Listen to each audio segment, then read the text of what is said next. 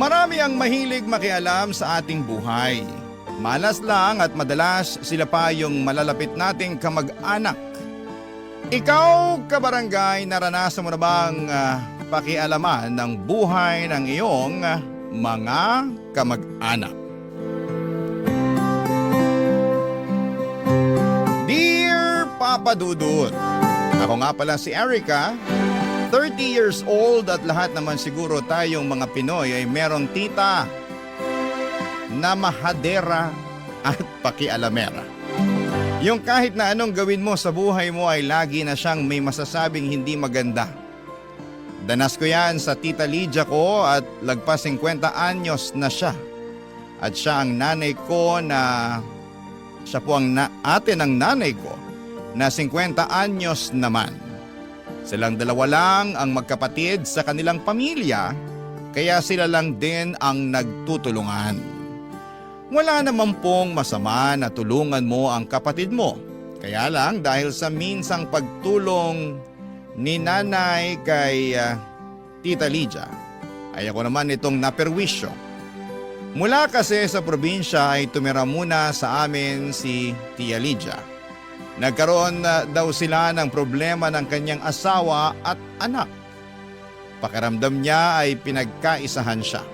Kaya syempre, kay nanay siya lumapit para magpasaklolo ulit, Papa Dudut.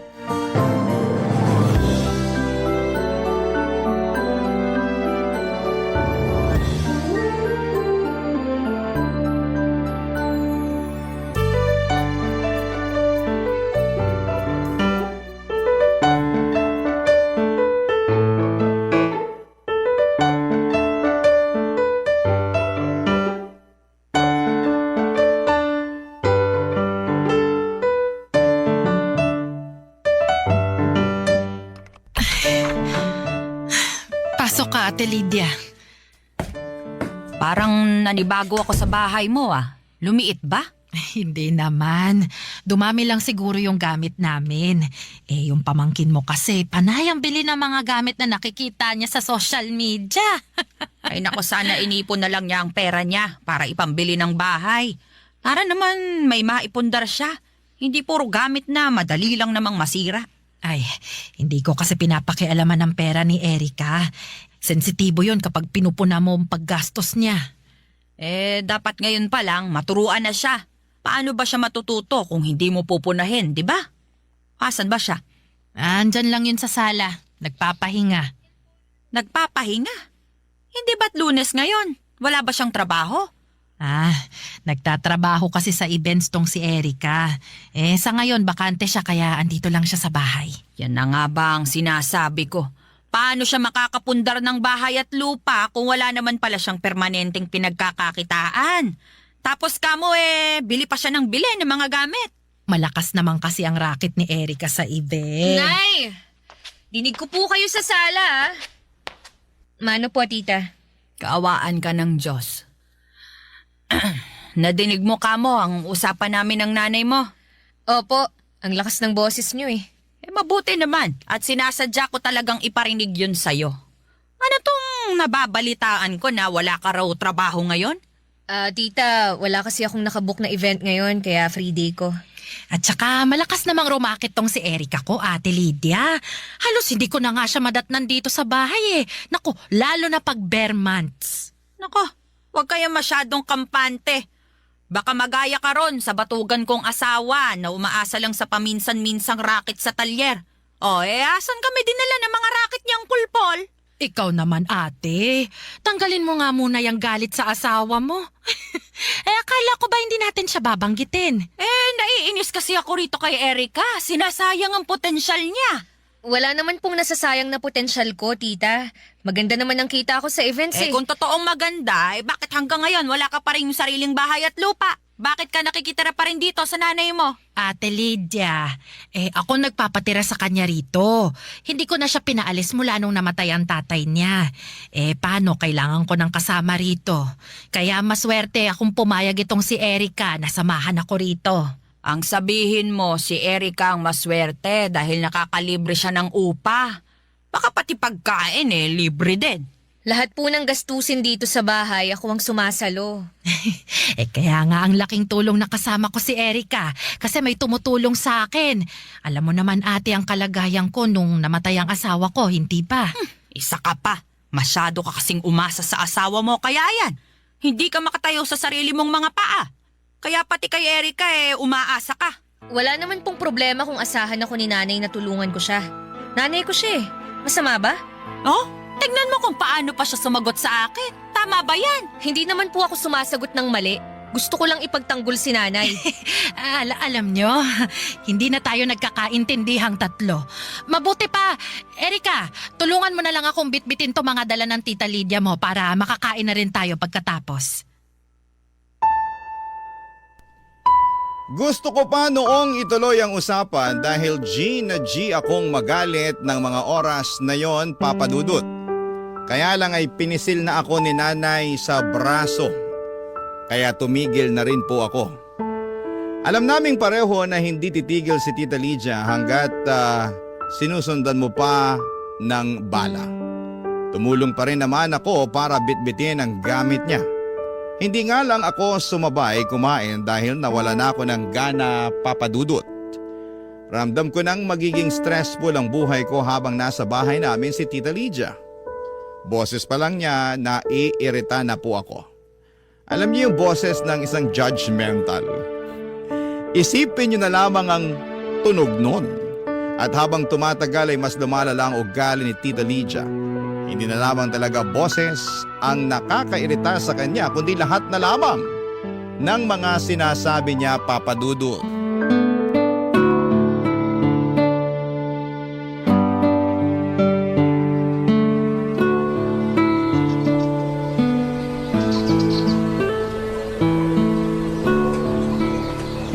Erica, asan ang nanay mo?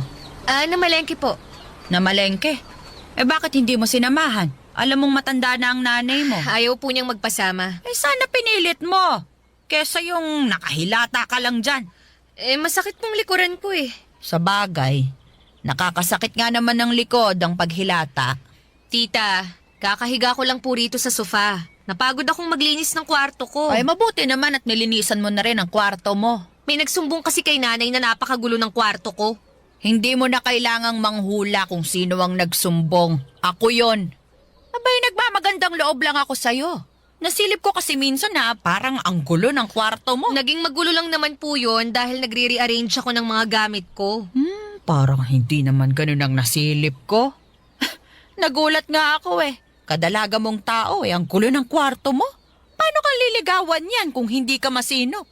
Pagiging masinop lang po bang basihan para maligawan? Sa lagay mo, parang oo. Sobra naman kayong manghusga. Halos inaraw-araw nyo na. Baka nga mali ang hula ko. Bakit? Meron ka bang manliligaw? Wala po. Hindi ako nang husga. Tama ang hula ko. Kaya mula ngayon, Erica, magsinop ka na palagi ng kwarto, ha? Bakit ho kayo? Nasilip ko minsan ang kwarto nyo. Hoy, sinilip mo ang kwarto ko? Nadaanan ko lang naman po. Ganyan ka ba pinalaki ng magulang mo? Ang makialam sa ibang tao? Talagang... Irespeto mo naman ako bilang tiyahin mo. Bakit mo sinisilip ang kwarto ko? kayo rin naman ho. Hoy, magkaiba tayo. Sinilip ko ang kwarto mo dahil concerned ako sa mga kalat mo. Ikaw, sinilip mo ang kwarto ko dahil gusto mong makiosyoso. Hello, tita. Di wala ka masabi ngayon. Ay nako, lagot ka sa nanay mo kapag nalaman niya tong ginawa mo. Parehas lang naman tayo ng ginawa. Pero magkaiba tayo ng dahilan. Mas tama ang dahilan ko kumpara sa'yo. Grabe naman kayo. Alam mo, Erica, napapansin ko lang, ha? Huwag kang masasaktan, pero parang hindi maganda ang ugali mo. Parang may mali sa pagpapalaki sa'yo ng magulang mo. Wow! Tignan mo na kung paano mo tanggapin ang sinasabi ko. Alam nyo, hindi ko po alam kung bakit biglang ganito nakatindi ang usapan natin, ha? Sa kwarto ko lang naman nagsimula ang lahat, pero bakit pati ang pagpapalaki sa akin ni nanay at tatay pinapakialaman nyo pa? Dahil nag-aalala lang ako sa'yo. Kung meron lang akong third eye, baka nakita ko na ang sungay at buntot mo. Lumalaki kang demonyo. Marunong ka pa bang magsimba?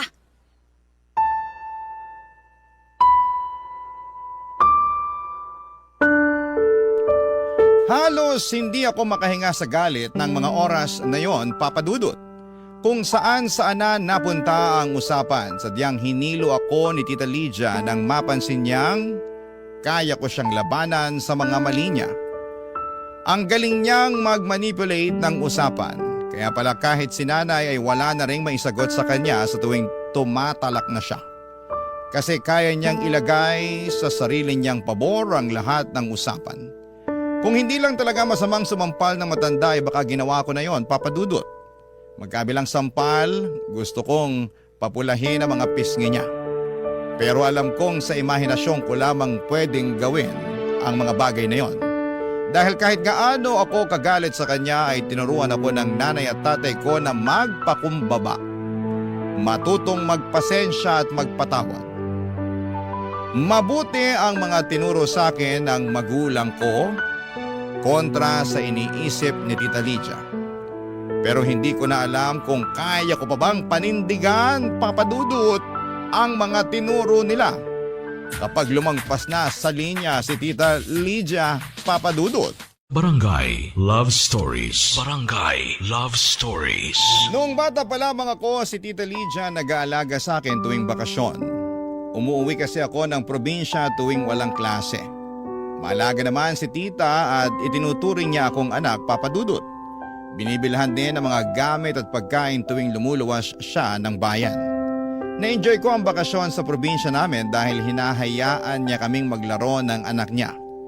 Palasimba din siya. Palagi niya akong kasama tuwing linggo para tumulong sa simbahan pag may misa. Naging makulay ang mga bakasyon ko sa probinsya at malaking tulong si Tita Lydia at ang kanyang pamilya. Minsan nga kapag kailangan ko ng umuwi ay napapaiyak na lamang ako kapag sinusundo na ako ni nanay. Mas malaya kasi ako sa probinsya at sa poder ni na Tita Lydia. Pero noong naging dalaga na ako ay saka ako nakaramdam na parang akong nakakulong. Nakakulong sa mga panghuhusga ni Tita Lydia, Papa Dudut.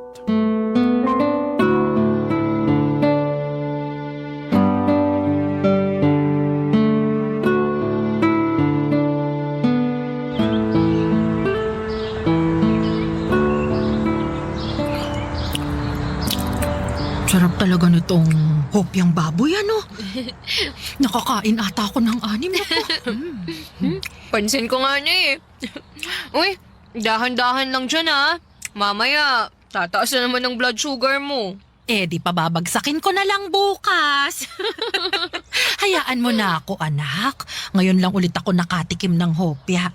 Mabuti na lang nakasalubong ko yung naglalako nito. 4 na piraso na lang pala ang natitira oh. Ubusin na natin to bago pa tayo maunahan ng mga langgam mamaya. Ay, ipatong mo na lang sa ibabaw ng ref. Hindi na umaabot yung mga langgam doon.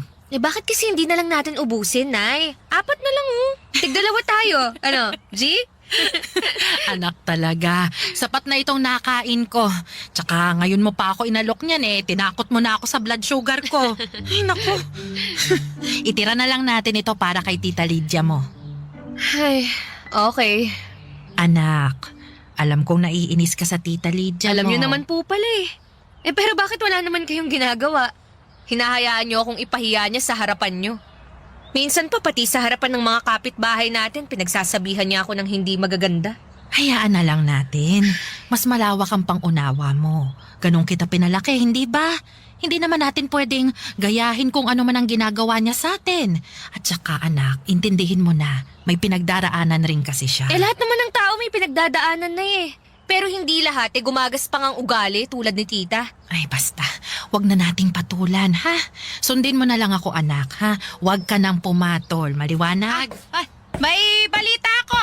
Oh, ate, hopya oh, meron pang 4. Salamat. Ano ba ito?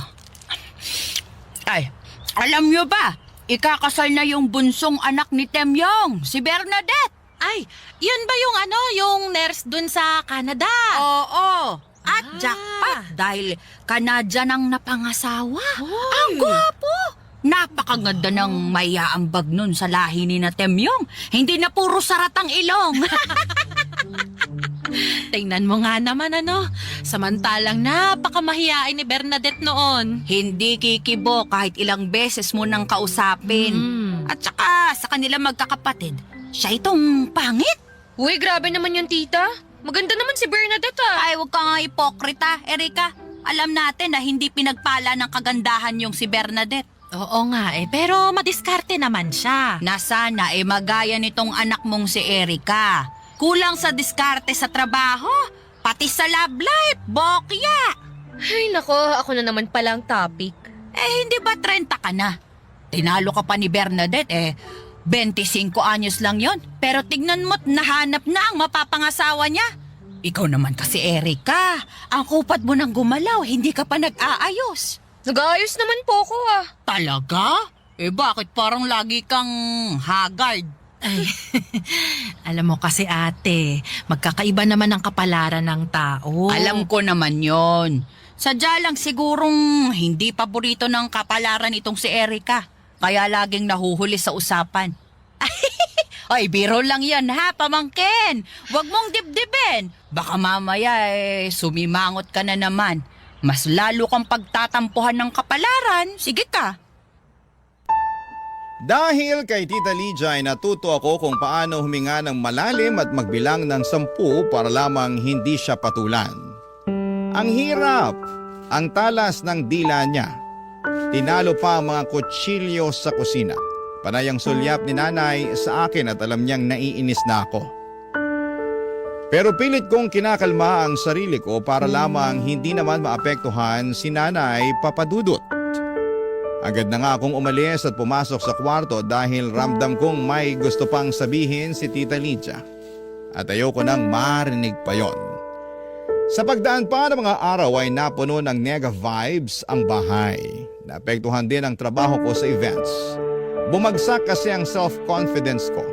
Alam kong mali na isisi yon kay Tita Lydia. Pero siya talaga ang dahilan kung bakit ako ganon. Pinagpahinga muna ako ng boss ko sa events. Hindi niya ako binigyan ng racket. Nalugmok ako. Kailangan ko pa naman ng pera dahil marami akong niloan para makabili ng mga gamit sa bahay. At dahil doon ay napilitan akong pumasok sa call center pansamantala para may pang-sustento pa rin sa pangangailangan Papadudut.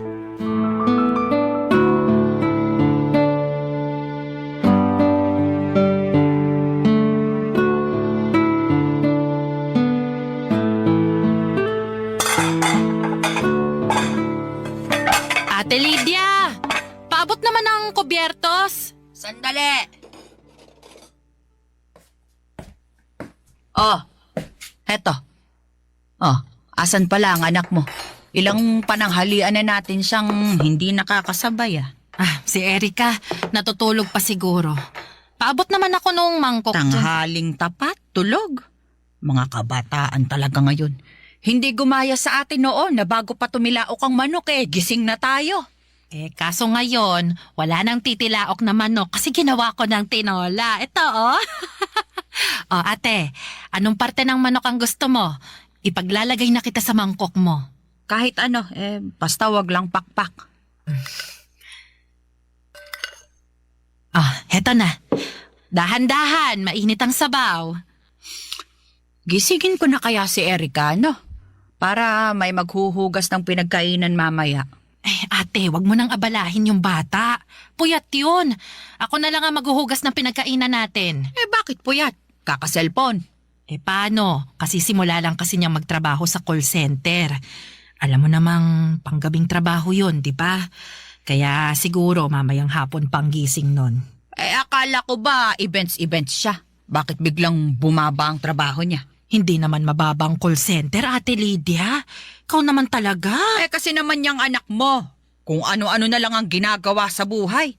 Hindi ba siya nalulungkot na walang pinatutunguhan ng buhay niya? Wala na ngang asawa. Wala pang maayos na trabaho. Nay, Erika, bakit ang aga mong nagising anak? dinig ko po kasi sa kwarto yung boses si Tita Lydia. Sinadya ko talagang lakasan ng boses ko para magising ka na. Effective naman pala Halika na. Sumabay ka ng kumain para makapag-usap tayong dalawa pagkatapos. Eh ano bang pag-uusapan? Tungkol sa mga desisyon mo sa buhay. Balita ko nagko-call center ka na raw ngayon. Bakit naman sa dinami-rami ng trabaho na pwede mong pasukin, yan pa ang napili mo? Ito lang kasi ang kaya ko eh. At saka ito lang ang meron ngayon. Pansamantala lang naman to eh. Pansamantala. Ganyan din ang sinasabi ng ibang kakilala ko na may mga anak sa call center. Sinasabi nila pansamantala lang daw. Pero lumipas na ang mga taon, hindi pa rin sila nakakaalis doon. Nagpahinga lang ho ako sa events. Sigurado nga alis din ako sa call center. Tignan natin. Eh bakit ba ganyan nyo na lang ako i-down? Anak, maupo ka na lang para makakain na tayo. Eto, nagluto ako ng paborito mong tinola. Hindi pang dadown ang ginagawa ko. Minumulat kita para alam mo kung saan ka nagkukulang sa buhay mo. Hindi nyo trabaho na pakialaman ng buhay ko. Eh ano ngayon kung may kulang sa akin? Dahil ba ron pwede nyo na akong bastusin? Sa ating dalawa, ikaw itong nang babastos sa akin. Ako nakakatanda rito pero hindi mo nire-respeto ang mga salita ko. Nay, naririnig nyo ba ang sinasabi ng kapatid nyo? Tama naman din si Ate Lydia, anak. Maiintindihan mo rin balang araw kung bakit niya to sinasabi sa'yo. Sige na anak, halika na. Kumain na tayo.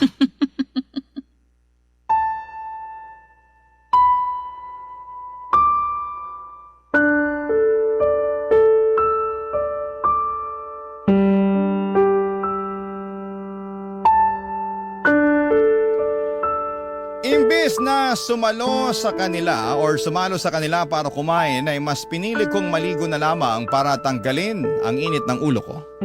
Pagkatapos noon ay umalis na ako ng bahay, Papa Dudut. Hindi ako nagpaalam kahit pa kay nanay at pabalang kong sinarado ang pintuan. Para iparamdam na masama ang loob ko at mas lalo akong nainis dahil hindi man lamang ako pinaniga ni nanay. Kumampi pa siya kay Tita Lydia. Ako ba talaga ang mali sa aming dalawa, Papa Dudut? Sa tuwing hindi na ako makampante kay Tita Lydia, iniisip ko na lamang ang mga kabutihan niya sa akin noong bata pa lamang ako.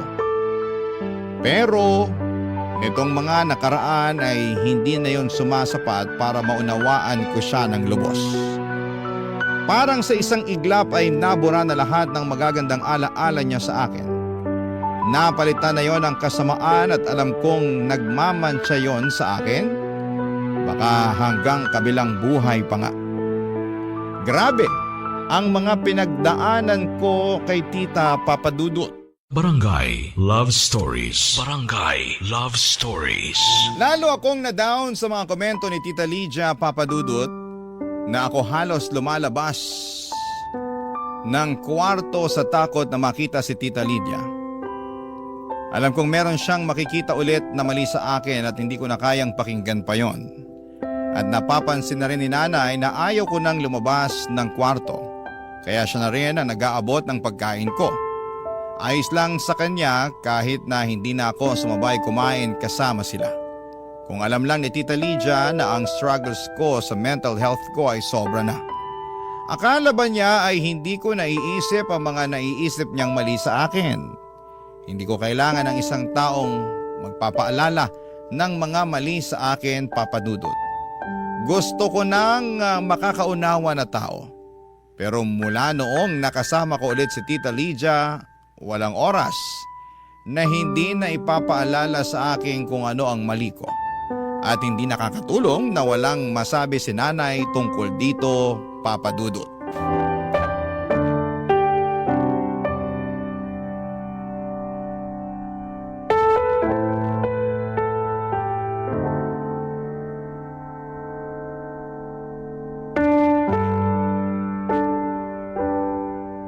Namimiss ko nang makasama ang anak ko sa merienda. Kailan ka ba babalik sa dati? Kapag umalis na si Tita Lydia. Hindi mo na ba siya kayang unawain? Nay, labas na lang po ulit kayo kasi parang gusto ko mapag-isa na naman. Ay, sige na. Hindi na. Aawat na. Hindi niyo man lang ako makampihan kapag pinagsasalitaan na ako ni Tita. Gustuhin ko man. Pero alam mo namang hindi ko kayang awayin ang Tita Lydia mo. Kaya hinahayaan niyo na lang na ako ang awayin niya tungkol sa mga desisyon ko sa buhay. Nakwento ko na ba sa'yo kung paano siya itrato ng nanay namin noon? Hindi pa ho. Ganito kasi yan. Alam mo naman na ako yung paboritong anak ng lolo't lola mo, hindi ba? Opo, kasi kayo yung matalino, maganda, masunurin at mapagkumbaba. At dahil doon, napapansin nila lagi ang mali sa tita Lydia mo. Lagi siyang naikukumpara sa akin. Naaawa na nga ako nun sa kanya kasi masasakit na ang salita ng lola mo. Maski nga ibang tao dinadown din siya kapag nalalaman nila ang achievements ko. Kaya ba ginagawa niya rin sa akin kung ano man ang ginawa sa kanya noon ng ibang tao? Pero bakit sa akin? Hindi lang naman sa'yo, anak. Kahit sa mag-ama niya mismo. Nako, lalo na sa pinsan mo. Bakit sa tingin mo andito siya ngayon? Bakit hindi pa niya ma-realize na mali ang ginagawa niya? Kailangan bang ubusin niya ang bait at pasensya ng lahat ng tao sa paligid niya? Hindi ko rin pala naikwento sa'yo.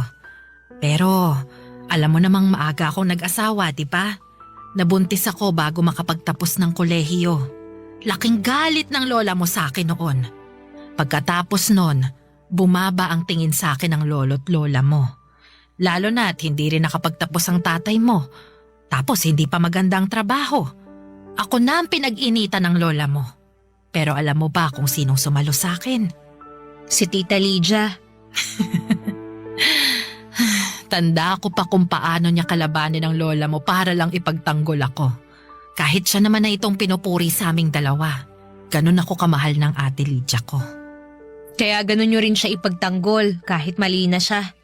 Hindi lang siguro niya napapansin na mali siya.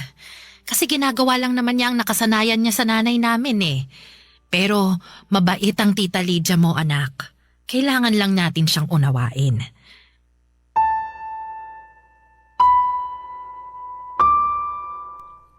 Hanggang sa huli ay hindi pa rin magawang makuha ni nanay ang punto ko.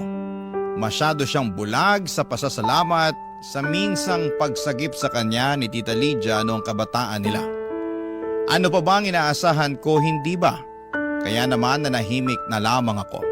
Ipinagdasal ko na lamang na bigyan ako ng mahabang pasensya at gabi-gabi ay nag-aalay pa ako ng puting kandila para lamang mapabilis ang kahilingan ko. Hiniling ko sa lahat ng santo na sana'y umuwi na sa probinsya si Tita Lydia. Hiniling ko na sana'y hindi na siya bumalik pa. Pero mukhang hindi nakita ang puting kandila ko mula sa kalawakan. Baka marami pang humihiling sa Diyos. Kaya ang Tita Lydia kasama pa rin namin sa bahay.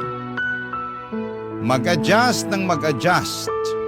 Yun na lamang ang ginawa naming mag-ina sa ugaling pangkanal ni Tita Lydia, Papa Dudut.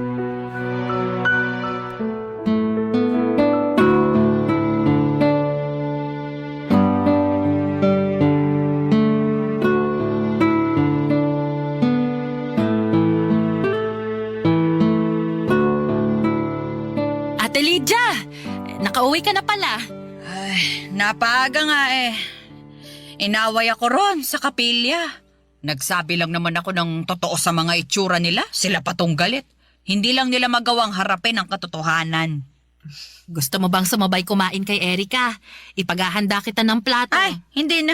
Parang naumay ako bigla habang pinapanood itong anak mo kung paano kumain. Erika, dahan-dahan lang sa pagkain ha. Ang pisngi mo mas manas pa kaysa sa mga buntes. Hindi pa naman bagay sa'yo ang mataba. Opo. Nay, kakainin ko na lang tong natira kong ulam mamayang gabi. Pakilagay na lang sa ref. Papasok na po ako sa kwarto. Mabuti pa nga, itulog mo na lang yung gutom mo para hindi mamihasa ang bibig mo sa kakasubo. Opo.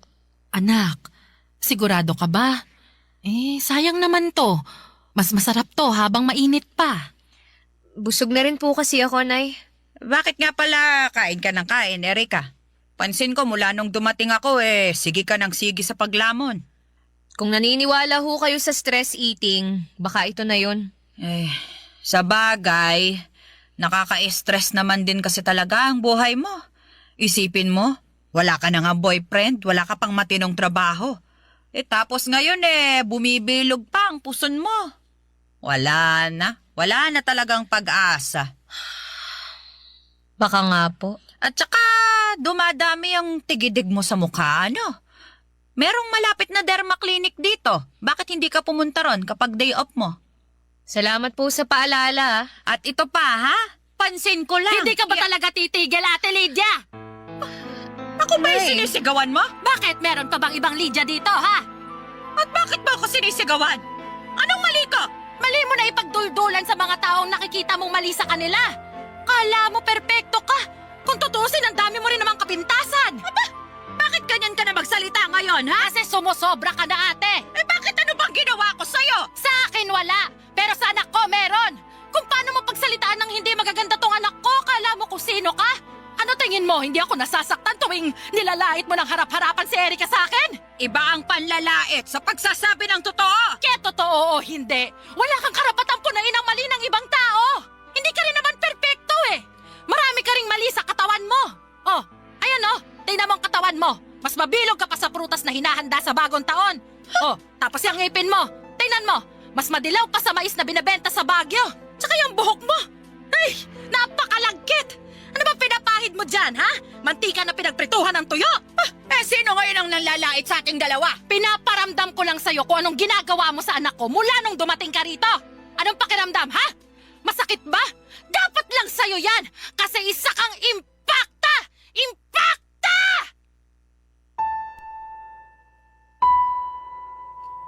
Hindi nakaimik si Tita Lydia maski ako ay nagulat. Sinabihan ako ni nanay na huwag patulan ang mga salita ng kapatid niya pero sa dulo ay hindi na kinaya pa ni nanay. Siya na mismo ang nagsabi ng hindi magaganda kay Tita Lydia. Napapangiti na lamang ako sa gilid at ang sarap din sa pakiramdam na maipagtanggol ng sarili mong nanay. Sa dulo ng kanilang usapan ay pinagsabihan na ni nanay si Tita Lydia ng mahinahon.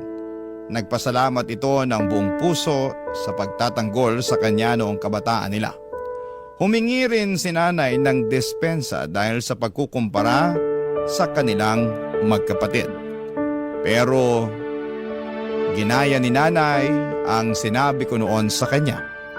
Responsibilidad natin ang pag-aayos sa mga masasamang ugaling na kasanayan natin dahil sa pananakit sa atin ng ibang tao. Pinagsabihan din ni nanay si Ate Lydia o si Tita Lydia na kung hindi ito titigil sa kakasabi ng pangit sa akin ay mapipilitan itong paalisin si Tita Lydia sa bahay namin. Mula noon ay hindi na ito nagsabi ng hindi maganda, Papa Dudut. Tahimik na po ito at hindi na nang pupuna. Maraming salamat po sa pagbasa ng aking liham. Ang inyong forever kapuso at kabarangay, Erika. Ano ang masasabi mo sa ating Barangay Love Stories today? Aabangan namin yan sa aming comment section. Ang mga kwento ng pag-ibig, kwento ng buhay, at kwento ng pag-asa dito sa Barangay Love Stories. Love Stories.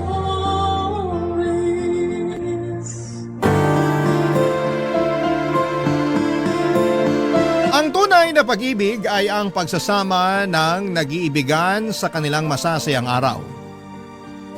Pero matatawag na wagas ang pag-ibig kung mas nagiging malapit sila sa mga araw ng kahirapan. Ikaw kabarangay, nahanap mo na ba ang makakasama mo sa hirap at sa ginhawa? Dear Papa Dudut, till death do us part. Ang laging bigkas ng mga kinakasal sa harap ng altar. Ganon din ang pangakong binibitawan namin sa isa't isa ng asawa ko noong kami kinasal. At kahit papaano ay masasabi kong napanindigan naman namin ang pangakong yon. Tawagin niyo na lamang po ako sa pangalang Apollo, 45 years old at isang insurance agent mula sa Makati. Sumulat ako sa inyo dahil gusto kong i-share ang love story namin ng asawa kong si May na hanggang kamatayan ay nagpatuloy pa rin ang pagmamahalan naming dalawa.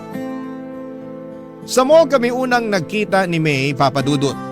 Dati akong sales boy doon na ang trabaho ay ang mamigay ng flyers sa mga tao tuwing may promo ang pinagtatrabahuhan kong store. Sa dami ng mga taong nakakasalamuha ko araw-araw ay hindi ko pa noon napapansin na ilang beses na palang dumaan sa harapan ko ang aking the one. Parang routine ko na kasi noon ang mamigay ng flyer sa mga taong saglit ko lamang nakikita ang mga mukha kaya mabilis ko lang din silang nakakalimutan. Hanggang sa isang mukha ang nanatili sa memorya ko. Si May na halos araw-araw ko noong inaabutan ng flyer nang hindi ko namamalayan. Una ko siyang napansin dahil sa suot nitong pink na headband. Kinabukasan ay nakita ko ulit ang headband na yon kaya inabangan ko ulit siya sa mga sumunod na araw. Hanggang sa napagtanto kong iisa lang ang babaeng nagmamay-ari ng pink na headband na yon. Noong muling dumaan sa store ang babae ay doon ko na siya unang kinausap, Papa Dudut.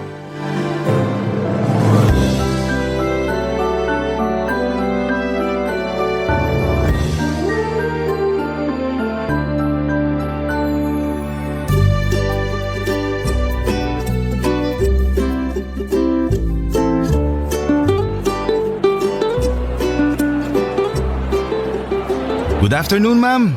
Ito po, flyer. May promo po kami this month. Baka gusto niyo po mag-avail. Salamat. Ay, teka lang. Ha? Ikaw na naman? Ano pong ibig niyong sabihin? Naalala kita eh. Ikaw yung lagi kong inaabutan ng flyer tuwing hapon. Baka po nagkakamali lang kayo. Hindi. Naalala ko yung pink mong headband eh. Dumaan ka na naman kahapon dito, di ba? Tapos nung nakaraang araw din. Hindi po ako yun. Aalis na ako. Sandali lang, sandali. Hindi nga ako yun. Huwag ka matakot sa akin. Nagtatanong lang naman ako eh. Tsaka, wala namang masama kahit araw-araw kang kumuha ng flyers namin. Curious lang talaga ako. Hindi nga ako yun, ang kulit. Talaga ba? Kahit i-check natin yung CCTV ng store? Ha? May CCTV ba rito? Oo! Ayan oh, sa tapat ng store namin. Natutuwa lang ako sa ginagawa mo na kahit araw-araw kitang inaabutan ng flyer, kinukuha mo pa rin. Yung iba kasi, hindi man lang nila ako pansinin kapag nag-aabot ako sa kanila. Ang sakit kaya nun kapag hindi ka pinapansin ng mga tao. Nahihiya lang din kasi ako kapag hindi ko kinuha yung inaabot mo. So, ikaw nga yung babae kahapon sa anong nakaraan. Sabi na eh, hindi ako nagkakamali. Naalala ko yung headband mo eh, kasi kakaiba. Pambata. Total, nandito ka na lang din. Baka naman may time ka para explain ko tong laman ng flyers namin. Okay. Hindi naman ako nagmamadali. Okay, sige. This month kasi, may promo kami. Kailan ba birthday mo? Tapos na. Tapos na ba? Sayang naman. Kapag kasi birthday mo this month, may 20% discount ka kapag bumili ka dito sa store ngayong buwan. Kasi anniversary namin. Pero huwag ka mag-alala. May 10% discount din kapag first time buyer. First time mo lang naman bumili sa amin kung sakali, no? Hindi ako mahilig sa gadgets eh. Hindi. Pero if ever lang bibili ka, ngayon ka lang din ba bibili dito sa amin? Oo, hindi pa ako nakakapasok dyan sa store nyo. Ayos! Ayun! So kung plano mong bumili ng cellphone o tablet o laptop, bumili ka na ngayong buwan kasi may discount ka. Ano palang pangalan mo? May. Ako pala si Apollo. Salamat Apollo pero wala akong pambili ng tinda nyo eh. Tsaka may cellphone na ako. Hindi ko kailangan ng bagong cellphone ngayon. Ganun ba? O sige, pero kapag nangailangan ka, dito ka sa amin pumunta ha. Tutulungan kita makakuha ng discount. Okay, sige. May kailangan ka pa ba? May gusto ka bang itanong? Ang totoo niyan, hindi yung ibinibenta mong sadya ko kung bakit ako paulit-ulit na dumadaan dito sa store nyo. Ha? Ano? Teka, sinasabi mo ba na sinasadya mong dumaan dito? Parang gano'n na nga. Wala naman talaga akong binibili sa mall na to eh. Bakit ka nagpupunta dito? Nangongolekta ka ba ng flyers? Hindi, wala nakakahiya. Basta, alis na lang ako baka naabahala na kita. Hindi, sandali. Sabihin mo na. Bakit ka naman dumadaan dito kung wala ka naman palang ibang sadya? May sadya ko pero hindi yung store nyo ang sadya ko. Ano? Ikaw, Ha? Ako? matagal ko nang gustong itanong sana yung pangalan mo pero nahihiya lang ako makipag-usap sa'yo. Bakit naman gusto mo malaman pangalan ko? Gusto kitang hanapin sa Facebook para ma-add sana kita. Talaga? Bakit naman? Ang dami mo namang tanong. Crush kasi kita. Ayan, nasabi ko na yung dahilan. Sasabihin mo na ba yung Facebook mo? Totoo ba? Oo nga. Malapit nang maubos yung kapal na mukha ko. Sabihin mo na yung Facebook mo para makaalis na ako. Ganito na lang. Malapit na matapos yung shift ko. Maantay mo ba ako? Bakit naman kita aantayin? Gusto mo makuha Facebook ko, di ba? Antayin mo ko. Gusto muna kita kilalanin bago ko ibigay yung FB ko. Maliit na tao si May, Papa Dudut. Wala pa yata siya sa 5 feet kaya kapag pinagtabi kami ay para kaming magkapatid. Maganda siya, maliit ang mukha pero mature na ang itsura. Singkit ang kanya mga mata at napaka-expressive ng mga ito. Sa mga mata pa lang kasi ay matutukoy mo na kaagad kung ano ang nararamdaman niyang emosyon dahil napaka-suggestive nito. Nakatira lang si May malapit sa mall kung saan ako nagtatrabaho noon.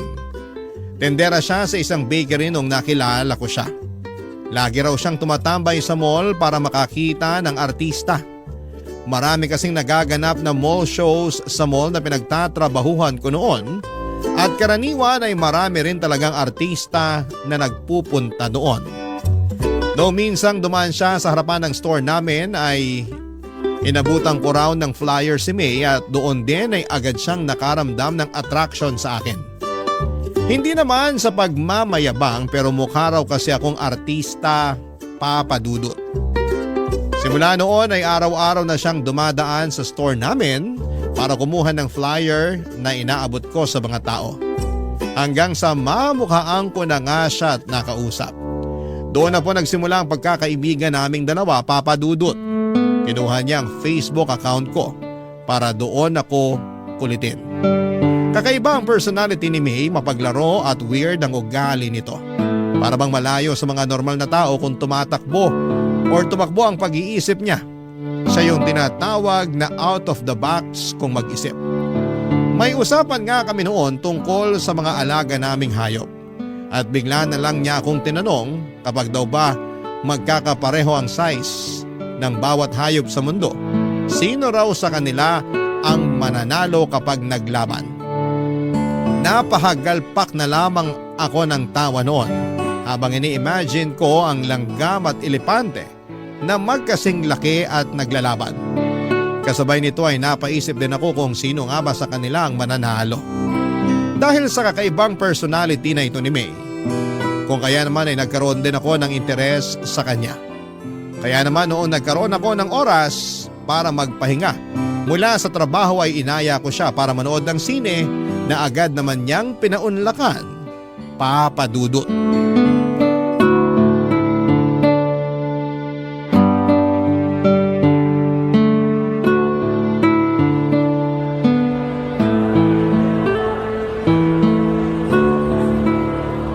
Ang lala ng twist ng pinanood natin ah. Sabi ko sa'yo yun ang killer. Ayaw mo kasing maniwala.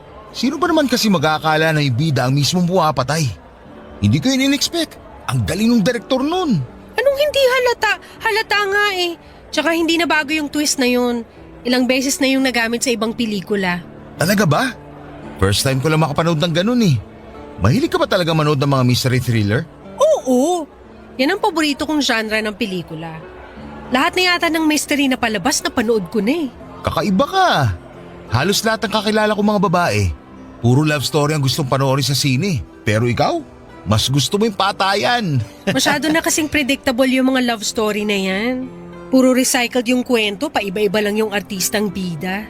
Kung sa bagay, nakukornehan din naman ako sa mga love story. Bakit naman? Ibang-iba kasi siya sa totoong buhay. Kapag sa pelikula, parang napakadali magkaroon ng karelasyon. Parang napakagandang ma-in-love. Pero ang totoo niyan, hindi naman ganun ka-magical ang pag-ibig tulad ng sinasabi nila. At bakit mo naman yan nasabi? Magical kaya ang pag-ibig. Kapag tumibok na ang puso mo para sa isang tao, para kang nasa alapaap dahil sa saya. Sa simula lang yan.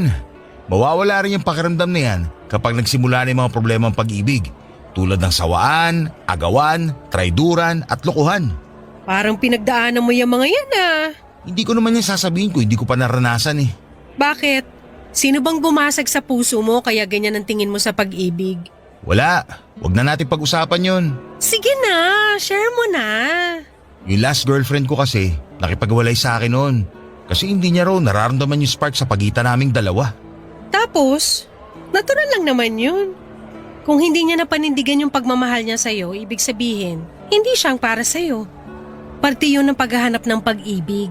Kaya nga ayoko sa mga love story na palabas dahil doon. Hindi nila ipinapakita ibang parte ng pag-ibig. Yung parte na masakit. Kasi ang mga pelikula for entertainment yan. Hindi yan ginawa para pagdusahin ng mga manonood. Masyado mo namang siniseryoso yung mga palabas sa sinihan. Babalik tayo sa ex mo. Anong nangyari pagkatapos nun? Ayun, wala pang 1 linggo. Nabalitaan ko na lang na sila na pala ng kaibigan ko. Magtutropa kasi kami tapos nung naghiwalay kami ng ex ko, sinalo siya ng kaibigan ko. Nalaman ko na lang na matagal na pala siyang inaantay ng tropa ko. Kaya nung nalaman niyang hiwalay na kami, pumila kagad siya. Ang saklap naman nun. Pero at least hindi kayo pinagsabay, di ba? Mas masakit yun. Kahit ano pa ang nangyari, ang ending, nasaktan pa rin ako. Ang puso, kailangang masaktan para maintindihan mo kung ano ba talaga ang ibig sabihin ng totoong pagmamahal. Ikaw ba? Nasubukan mo na ba masaktan? Sa pag-ibig? Hindi pa. Bakit? Siguro ikaw yung nananakit. Hindi ah. Hindi ko pa na-experience yung masaktan dahil hindi ko pa naman naranasang makipagrelasyon. Talaga? Hindi pa? Oo. Hindi ko pa naranasang magkaroon ng boyfriend. Wala ka pa naman palang nakarelasyon eh. Pero kapag magbigay ka ng payo, parang ang dami mo na experience ah. Mahilig kasi ako magbasa at saka manood kaya parang na-experience ko na rin kahit papano yung tinatawag nilang pag-ibig. Iba pa rin kapag totoong karanasan. Eh diligawan mo ko para masubukan ko na magkaroon ng boyfriend. Lo, ang prangka mo talaga kahit kailan. Hindi naman na kasi sikreto na may gusto ko sa'yo. Ikaw lang naman yung inaantay ko eh. Ay nako, tara na nga. Baka kung saan pa mapunta tong usapan na to. Kain muna tayo bago umuwi. Okay, sige.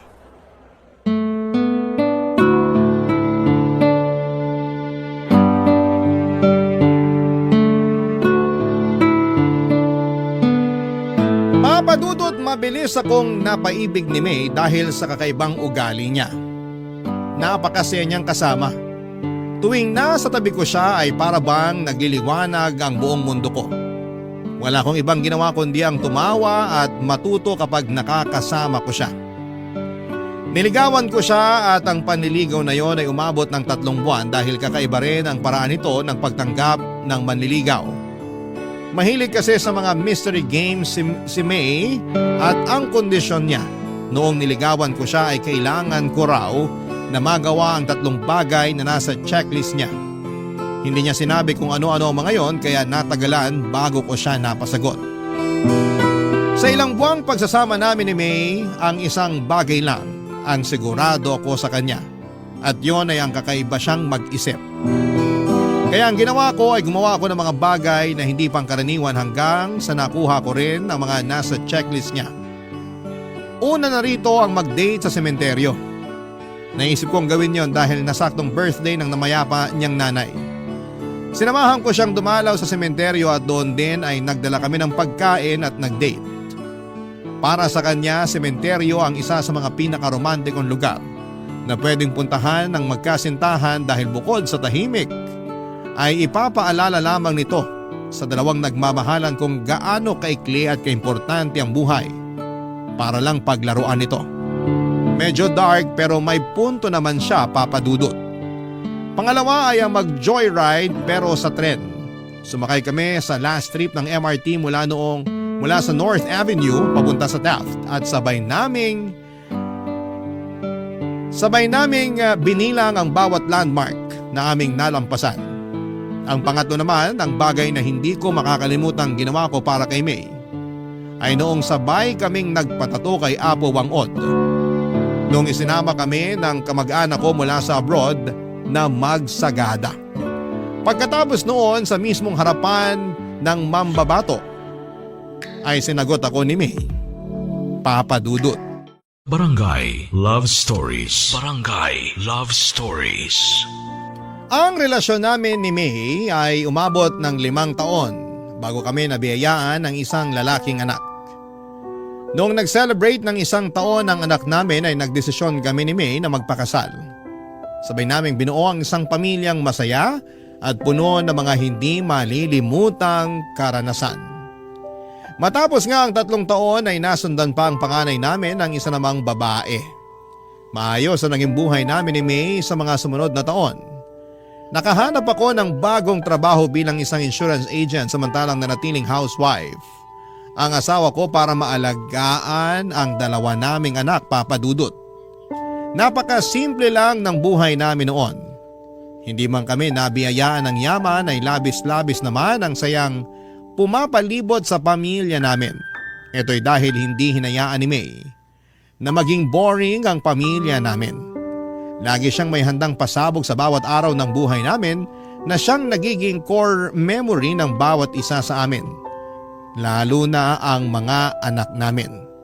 Hindi siya nawawala ng pakulo mula sa paggawa ng gawaing bahay, pag-iipon ng pera at kung ano-ano pa.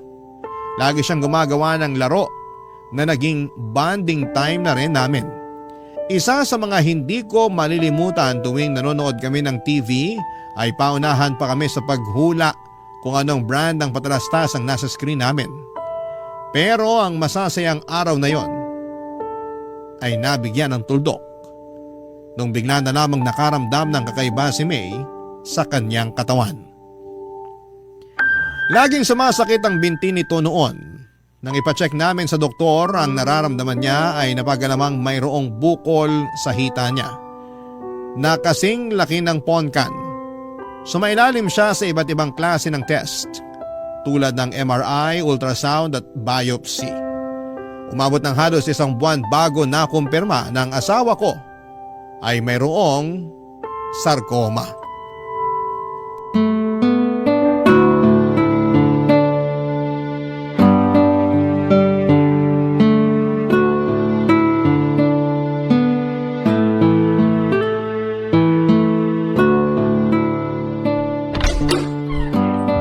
Mahal, nandito na ako. Maaga ka umuwi ngayon Oo, wala akong masyadong nakasabay mag-commute. Ewan ko ba? Sana ganun lagi para maaga ako nakakauwi. Nasaan pala yung mga bata? Tulog sila pareho. Halika rito, tabihan mo ako, may ipapagawa ako sa'yo. Ano yun? Ito, ginawan kita ng word search puzzle. Word search? Oo, bilugan mo yung mga salitang mahahanap mo rito. Para saan naman to? Basta, may 5 salita akong nilagay dyan. Okay, wala bang clue? Ano mga salita yung hanapin ko? Mga medical term. Medical term? Okay. Ayun, malignant, tama ba? Tama, 4 pa. Ano pa ba? Hindi ako maalam sa mga medical na to eh. Ito, tama ba to? Biopsy! Galing! 3 pa, dalingan mo. Para saan ba kasi to? Basta, kapag nahanap mo na lahat yung words, may ibabalita ako sa'yo. O sige. Ayun! Therapy. Ayun pa! Tumor! Isa na lang. Nasaan pa ba? Hindi, mali. Nahanap ko na yung huli! Cancer! Congrats! Ano namang kinalaman ito sa ibabalita mo sa akin? Ano ba yung mga nahanap mong salita? Cancer, tumor, therapy, malignant, tapos biopsy. Teka, dumating na ba yung mga test mo sa ospital? Oo, nagkausap na kami ng doktor ko kanina. Confirmed. Ang alin? Yung mga binilugan mong salita, yan yung sakit ko. Cancer. Ano? Pinaglaro mo ako para lang sabihin may cancer ka? Pinaglolo ko mo ba ako, May? Ang boring naman kasi kapag sinabi ko lang sa'yo ng diretsahan. Mas maganda yung may thrill para surprise. Sa tingin mo, nakakatuwa itong ginagawa mo? Buhay ito pinag-uusapan natin. Magseryoso ka naman kahit ngayon lang. Hindi lahat pwedeng gawing laro. May cancer na nga ako, pinapagalitan mo pa ako. Sorry. Ikaw kasi. Anong sabi ng doktor? Anong klaseng cancer? Anong stage? Sarcoma. Ano yun? Anong klaseng cancer yun? Hindi ko maalala yung sinabi ng doktor. Parang cancer sa buto at sa tissue. Parang ganun. Buong katawan. Kailangan ko raw ng treatment para maagapan yung pagkalat ng cancer. Kailan ka magsisimula? Wala pang date. Sinabi ko kay Doc na kakausapin muna kita tungkol dito. Magpa-treatment ka na. Huwag na natin patagalin to. Pero kakayanin ba natin yung gastos? Huwag mo nang problemahin yan. Ako nang bahala sa gastos. Magagawan ko yan ng paraan. Hindi ba mas makakabuting mamatay na lang kaysa idamay ko pa kayo sa problemang to? Anong pinagsasabi mo? Ang pera, nahanap yan. Ang buhay, hindi na yan napapalitan. Mas gusto ko na lang na malubog sa utang kaysa mamatay kami. Tandaan mo yan. Oo, nagagalit ka na naman. Ayoko lang na ganyan ang iniisip mo. Walang mabuting maidudulot ang pagkamatay mo. Kaya labanan mo yung sakit mo. Para sa mga anak natin at para sa akin. Sige, oo, lalaban ako. Magpapagamot ako. Alam na ba to ng mama mo? Ikaw pa lang ang pinagsabihan ko. Tatawag ako kay mama mamaya baka sakaling makahiram din tayo sa kanya ng panggastos. Kakausapin ko rin yung mga kapatid ko tungkol dyan. Basta ang mahalaga ngayon, magsimula ka na sa treatment mo. Papa Dudut, lumaban si May at ginawa ko ang lahat para matustusan ang mga gastusin para sa treatment niya. Nag-apply ako sa mga loans at naghanap ng sideline para mabayaran ang mga hospital bills ni May. Hindi rin naman po kami pinabayaan ng mga kamag-anak at kaibigan namin. Nagpaabot din ng tulong ang pamilya ni May, ganoon din ang mga kapatid ko. Minsan kapag nasa ospital kami, ay ang mga in-laws ko ang nagbabantay sa mga bata. May oras nga noon na ilang linggong nawalay sa amin ng mga anak namin dahil kinailangan namin magstay sa ospital noon. Sa awa ng Diyos ay nalaban na naman ni May ang kanyang sakit matapos siyang magpa-opera. Tumalab ang treatment nito at sumailalim sa remission o pagkawala ng mga sintomas ng kanyang sakit ang asawa ko. Sobra-sobra ang pasasalamat ko noon sa Diyos. Dahil dininig nito ang mga panalangin ko na habaan pa ang buhay ni May. Masyado pa kasing bata ang mga anak namin para mawala ng ina. Kaya nakahinga ko nang sabihin ng mga doktor na maayos na ang lagay ng asawa ko na wala ng sintomas ng cancer sa katawan niya. Unti-unti ay bumalik sa dati niyang sigla si May, sabay naming binawi ang mga oras at panahong nasayang dahil sa sakit nito, kasama ang mga anak namin. Muli naming binalik ang dating sigla ng aming pamilya at sa loob ng 3 taon ay namuhay kami ng tahimik at masaya. Subalit muling sinubok ang tatag at pananampalataya ng aming pamilya nung muling nagparamdam ang sakit ni May.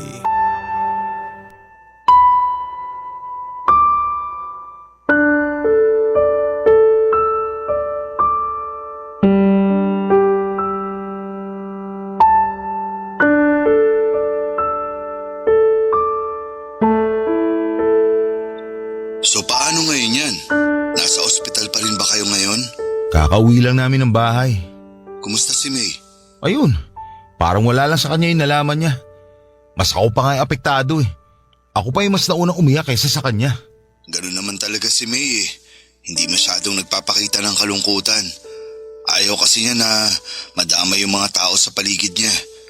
Matapang yun eh, pero kahit ganun, samaan mo na lang muna siya. Alam ko na kahit hindi yun nagpapakita ng emosyon eh, mabigat ang pakiramdam nun ngayon. Alam ko naman yun. Nagpapahinga na siya ngayon.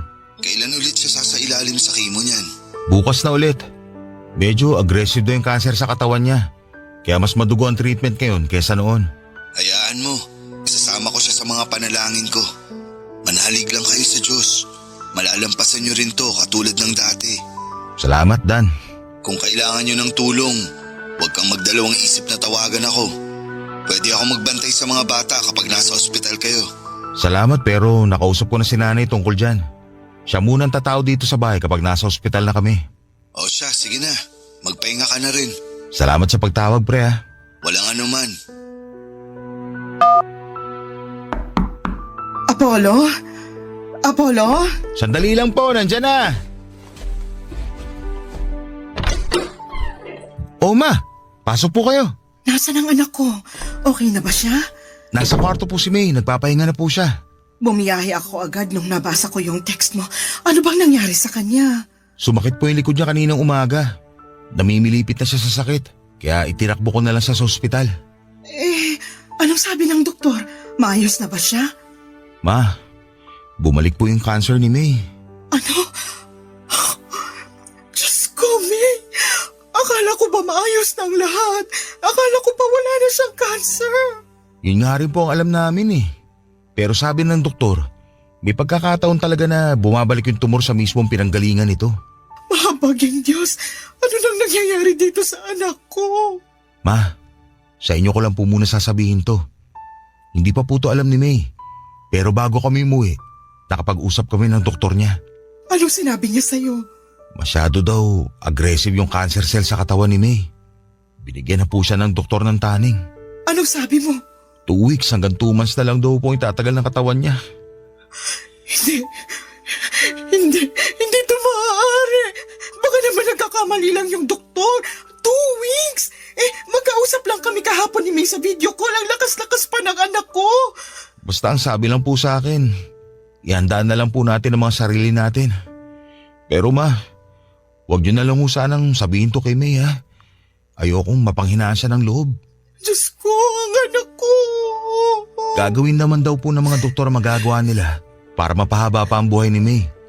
Umaasang tumalab yung treatment at mapahina ulit yung cancer katulad ng dati. Pero sa pagkakataong to, baka raw po medyo dehado. Anong klaseng doktor yan kung hindi pa man nagsisimula yung treatment nawawala na sila ng pag-asa? Tayo na lang po ang inaasahan ni May. Kaya wag din sana tayo mawala ng pag-asa. Palaban si May at alam kong lalabanan niya itong sakit niya. Magtiwala po tayo sa Diyos. Papadudot ang panalangin ko noon sa Diyos ay dugtungan pa ang buhay ng asawa ko. Pinagbigyan niya ako at dinugtungan niya ang buhay ni May. Maaaring kalabisan na kung humingi ulit ako sa kanya ng oras pero yun po ang ginawa ko. Ipinagpanalangin ko ulit na sana'y malampasan namin ang panibagong dagok sa buhay namin at tunay ngang God is good dahil ang hiling kong yon ay muling tinupad ng Panginoon. Nalampasan po ni May ang taning na ibinigay sa kanyang buhay. Ganon pa man ay tuluyan ng humina ang katawan nito. Nakaratay na lamang siya noon sa kama, hirap kumilos, hirap kumain, hirap huminga. Ang tanging nagagawa na lamang niya noon ay ang umiyak ng umiyak dahil sa sakit na nararamdaman niya mula sa iba't ibang parte ng kanyang katawan. Hindi ko po iniwan si May sa kanyang laban. Lagi akong nasa tabi niya sa tuwing nahihirapan siya. Mula umaga hanggang sa pagtulog namin ay hawak-hawak ko ang mga kamay niya para maiparamdam ko sa kanyang hindi siya nag-iisa. Hanggang sa nag-decide si May na itigil na ang treatment niya. Hindi na raw kaya ng katawan niya ang bagsik na dulot ng mga treatment na ginagawa sa kanya. Pakiramdam niya ay mas lalo lang daw siyang nanghihina. Hindi ako pumayag noong una pero dahil sa pakiusap nito ay wala na akong nagawa kundi ang ibigay ang kahilingan niya. Umabot pa nga ng 4 na buwan si May bago tuluyang bumigay ang katawan niya. Papadudot na gulat ako sa naging reaksyon ng puso ko noong nag-flatline si May. Nakahinga ko. Sa halip na balutin ako ng kalungkutan ay nakaramdam ako ng kaginhawahan. Sa wakas ay tapos na ang paghihirap ng asawa ko. Hindi na niya kailangang mamilipit sa sakit. Hindi na niya kailangang umiyak. Hindi na niya kailangang maghabol ng kanyang hininga. Payapa na siya. Wala nang paghihirap. Wala nang pagdurusa. Barangay Love Stories. Barangay Love Stories. Papadudot ang isa sa mga pinakamahirap na parte ng pagluluksa ay ang pagharap sa katotohanan. Sa mga huling buwan ni May ay inihanda ko na ang sarili ko sa pagkawala ng asawa ko. Ang akala ko noon ay makakaya ko nang tanggapin ang katotohanan pero noong nangyari na nga ay hindi pa rin pala ganong kadali ang lahat. Sa buong burol ni May ay wala akong ibang naramdamang emosyon kundi ang pagkamanhid. Marahil noong mga panahong yon ay hindi pa napoproseso ng utak ko ang mga nangyayari. Para akong robot na sinunod ang lahat ng kahilingan ng asawa ko. Isang listahan kasi ang ginawa niya na kailangan kong sundin kapag namatay siya. Siya ang namili ng kulay ng makeup na isusuot sa kanya. Pati damit at kulay ng kabaong ay pinagplanuhan din niya. Gusto niyang paglamayan namin siya ng 1 linggo bago siya i-cremate. At kapag abo na lamang siya ay ako raw mismo dapat ang magpapakalat ng mga abo niya sa lugar kung saan niya ako sinagot. Walang iba kundi sa sagada. Ginawa ko ang lahat ng iyon, Papa Dudut, maliban sa hunintong kahilingan na ikalat ang abo niya. Hindi ko pa kasi siya kayang bitawan. Kaya naman pinagsantabi ko muna ang kanyang kahilingang yon. Matapos i-cremate si May ay sakalang nag-sink in sa akin na wala na talaga ang asawa ko. Hindi na niya maisusuot ang paborito niyang damit. Hindi na niya magagamit ang mga make-up na nakakalat pa rin sa kanyang vanity mirror. Hindi na niya matatapos ang librong binabasa niya na nooy 3 chapters na lamang ang natitira. Wala na ang asawa ko. Isa yung katotohanan na nahirapan akong tanggapin. Gabi-gabi akong umiiyak sa CR, Papa Dudut, habang pilit na tinatago ang nararamdaman kong kalungkutan mula sa mga anak ko. Para bang naging routine ko na ang tumambay sa CR habang binabalikan ang mga masasayang ala-ala namin ni May. Isang gabi habang nakatambay ako sa CR at inaalala ang mga old pictures namin ng asawa ko ay bigla akong tinawagan ng kaibigan kong si Dan, Papa Dudut.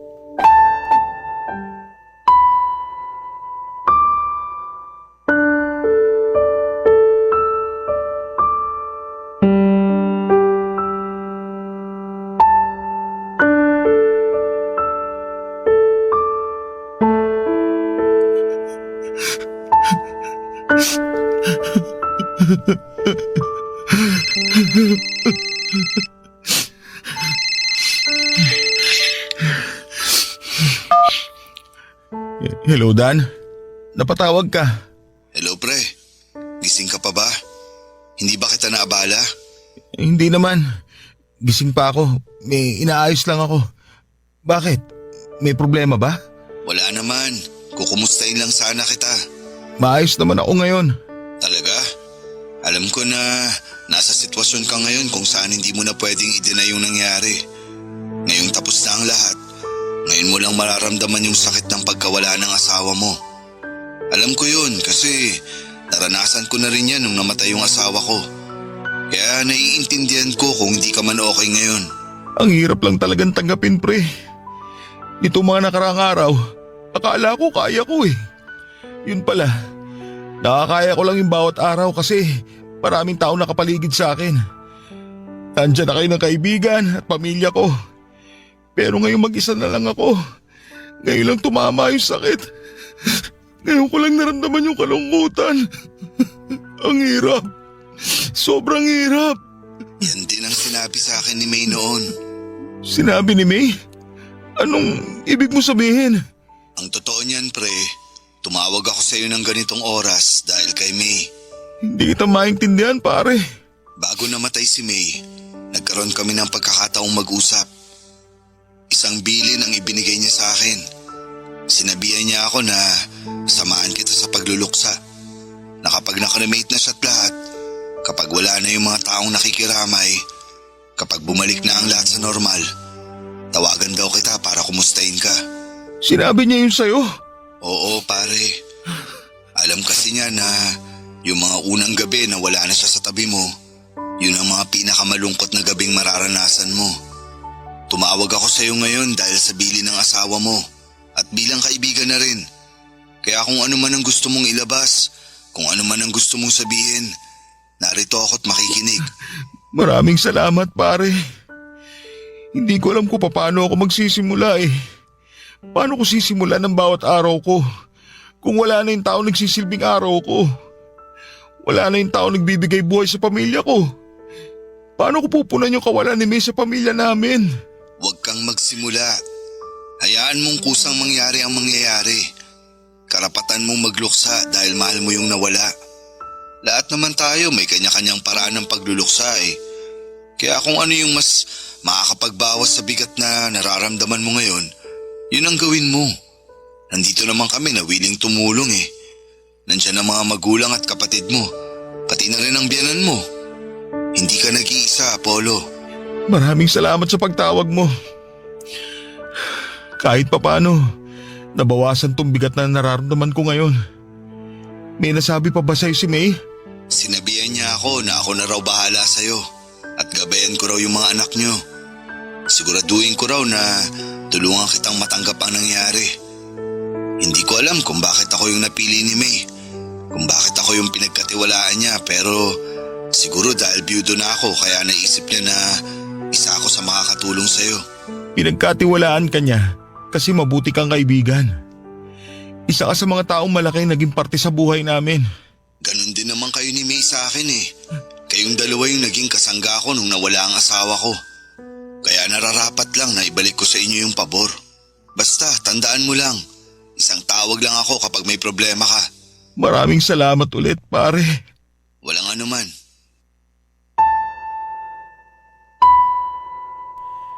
Nagulat ako, Papa Dudut, na kahit nawala na si May, ay nagawa pa rin pala niyang magplano para sa hinaharap. Hindi ko lubos maisip na kahit nasa kalagitnaan na ng paghihirap si May, ako pa rin ang iniisip niya.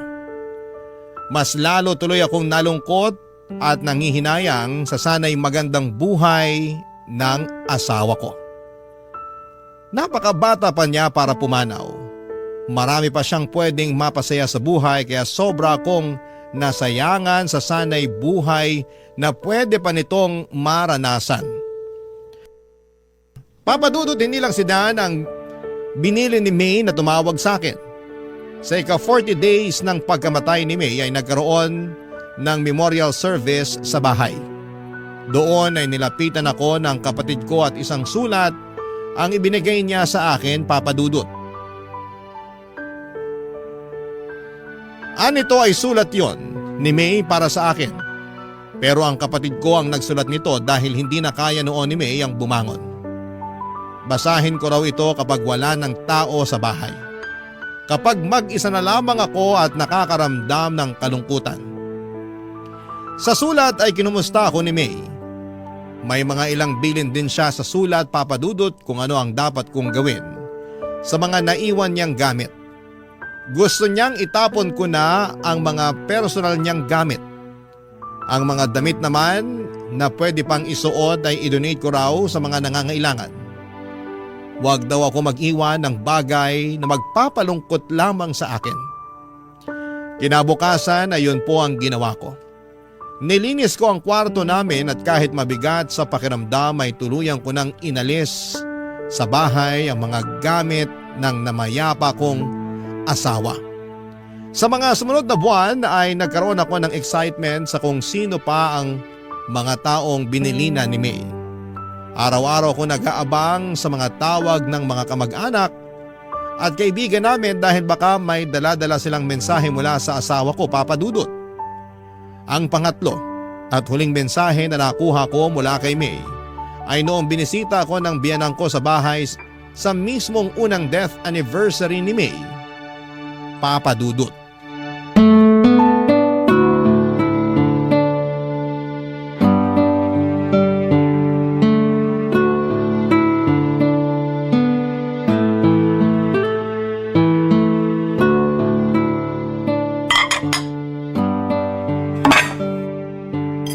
Ma, ako na po dyan.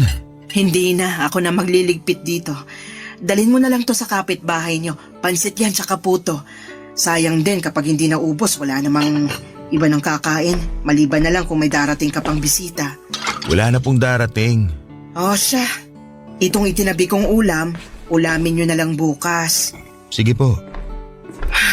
Nakakapagod tong araw na to. Alam mo ba, simula 4:00 nagluluto na ako. Sabi ko naman po kasi sa inyo, Ma. Mag-order na lang po tayo para hindi kayo mapagod. Hindi pwede. Kapag nag-order tayo, para na rin nating ininsulto si May. Dapat bigyan pa rin natin siya ng oras kahit na sa paghahanda lang ng anibersaryo ng pagkamatay niya. Alalahanin natin siya sa pamamagitan ng pagkaing inihanda natin para sa kanya mismo. Salamat po pala sa pag-prepare ng handa ngayon. Walang anuman. Nasabi na sa akin niya ni May bago pa siya pumanaw. Binili na niya ako na pagsapit daw ng death anniversary niya, ako raw ang magluto ng handa dahil hindi ka raw marunong magluto. Binili na niya rin po kayo? Oo. Nung hinatid mo yung anak mo sa eskwela noon, ako yung naiwan na nagbantay kay May. Nag-usap kami tungkol sa buhay-buhay, tapos nabanggit niya na natatakot siyang mamatay. Hindi dahil mawawala na siya sa mundong to, kundi dahil maiiwan niya kayong mag-aama niya. Paano na lang daw kapag may handaan? Sino na raw ang magluluto? Tapos napag-usapan namin, yun nga, tungkol sa death anniversary niya na samahan kita kasi alam niya na hindi ka marunong maghanda sa mga ganitong klaseng okasyon. Kahit kailan talaga. Kahit wala na siya rito. Kami pa rin ang inaalala ni May. Ay, ganun talaga yung batang yun. Mas iniisip niya yung kapakanan ng iba kaysa sa kanya. Bago pala siya pumanaw, may iniwan si May para sa'yo. May iniwan po siya? Ano po yun? May nirecord siya para sa'yo. Sabi niya, iparinig ko raw to sa'yo sa first anniversary ng kamatayan niya. Nasaan po? Ay, taka, nandito sa cellphone ko eh. Tulungan mo nga akong hanapin, nasa recording yun eh. Amin na po. Ako na ang titingin. Ayan yung cellphone ko. Hanapin mo na lang. 556655 ang passcode. Sige po. 556655. Tapos sa recording po, no? Oo, May ang nakalagay na pangalan. Ayun po. Nakita ko na. Play ko na po. Sige, play mo na. Hello, mahal. 1 taon na ba ang lumipas? Ang bilis naman. Parang kailan lang nung nawala ako ah.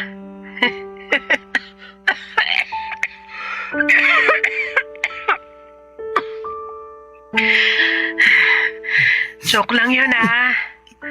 Baka magalit ka na naman kasi nagbibiro na naman ako tungkol sa kamatayan. Siraulo ka talaga. Kumusta ka na? Nagawa mo na ba yung mga billing ko sa'yo? Siguraduhin mo lang na maganda yung naging makeup ko, ha?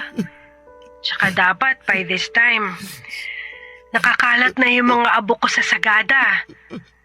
Doon mismo, sa tapat ng puno kung saan kita sinagot. Hindi pa. Hanggang ngayon nandito pa yung mga abo Tapos, yung mga gamit ko, naipamigay mo na ba? Itapon mo na yung mga hindi mo gagamit. Huwag kang magtago ng mga gamit kung hindi na importante.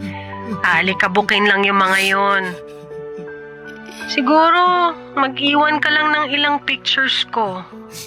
Para naman hindi ako makalimutan ng mga anak natin. Mahal, sorry. Hindi ko na magagawa yung pangako ko sa'yo.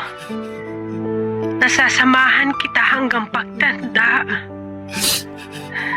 Sorry kung hindi ko na kayang lumaban. Hindi ko na talaga kaya eh. Hirap na ako. Pero sana, kahit nawala na ako, magpatuloy ka pa rin sa buhay. Maghanap ka ng bagong taong magpapatibok sa puso mo. Ng bagong nanay sa mga bata. Walang kaso sa akin yun. Ang mahalaga lang para sa akin ay yung makita ko kayong mamuhay ng masaya, payapa, at malusog. Yun lang naman.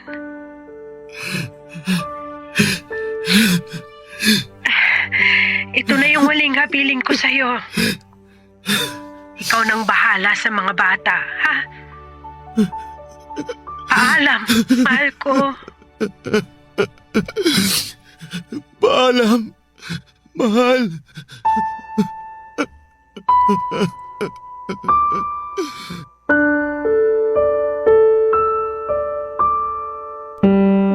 totoo niyan, Papa Dudut, ay hindi pa talaga tuluyang nakakalaya ang puso ko mula sa kalungkutan ng pagkawala ni May. Hindi pa rin talaga siya kayang pakawalan kahit na matagal na siyang namayapa. Araw-araw ay pumapasok pa rin siya sa isipan ko. Dumating nga noon sa puntong gumagawa pa ako ng senaryo sa utak ko bago ako matulog kung saan ay masayang nagsasama ang buo naming pamilya. Yun na lang kasi ang tanging paraan para mawala ang pagkalumbay ng puso ko. Pero tama ang mga sinabi ni May mula sa recording na ginawa niya. 1 taon na ang lumipas at kailangan ko na siyang pakawalan. Hindi pwedeng lagi na lamang akong nakasilip sa nakaraan, Papa Dudut. Kailangan kong harapin at tanggapin ang kinabukasan na wala na si May para na rin sa mga anak namin. Unti-unti ay sinanay ko ang sarili ko na wala ng May sa tabi ko. Ginawa ko ang lahat bilang single parent para mabigyan ng magandang kinabukasan ang mga anak ko. Nung nakahinga na ang puso ko ay dinala ko ang mga bata sa Sagada at doon ay ikinalat namin ang mga abo ni May. Papa Dudut, hindi na po ako nakapag-asawa pang muli at sapat na sa akin ang 2 anak namin ni May. Hindi man kami buo ay masaya at kontento naman ang pamilya namin. Hindi ko na kailangan ng bagong pag-ibig pa dahil buo ang puso ko sa pagkakaroon ng 2 anak. Ngayon ay kailangan ko na lamang gampanan ang trabaho ko bilang magulang sa kanila sa pamamagitan ng mga natutunan ko sa dati kong asawa, Polo. Barangay Love Stories. Barangay Love Stories. Anong say mo sa Barangay Love Stories na ito? Pagkwentuhan natin sa comment section yan.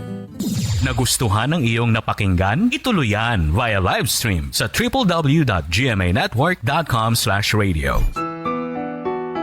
Barangay LS 97.1 4